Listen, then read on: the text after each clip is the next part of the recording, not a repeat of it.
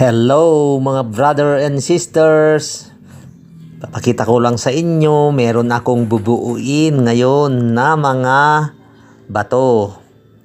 Dahil lang sabi ng Diyos, nasaan ang altar na bato na gagawin ninyo para sa akin. Kaya yan po, gagawa po ako. Tatlong magkakaiba po iyan ang gagawin ko. Pinakita ko yon dahil yun ang ulo na meron pang mga mata at bunganga. Yan po. Magbubuo ako ng parang yung Diyos Ama, ang katastasan niyang sa gitna. Yan po. At sa dalawang gilid ay merong dalawang anghel na may pakpak.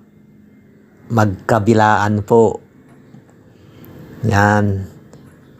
Kaya i-fast forward na lang natin. Ayan, fast forward na natin para mas mabilis na makita ninyo yung mga binuo ko. Yan, nabuo na yung isa.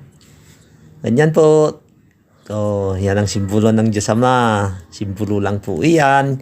Hindi po iyan rebulto, kundi bato po na altar yan. Ang Diyos po ang may gawa niyan. Yang mga bato na na-simbol ko. O yan, bakit ko kaya na laman na merong mga ganyan dyan sa bato? Siyempre, kung mayroon kang mabuting espiritu, magtuturo sa iyo iyan na meron talagang mga gawa ng Diyos na nagpapahiwatig para sa atin lahat. Na ito pala, nakita nyo may J, dalawang J. Kaya double J is here. Yan, tapos na po.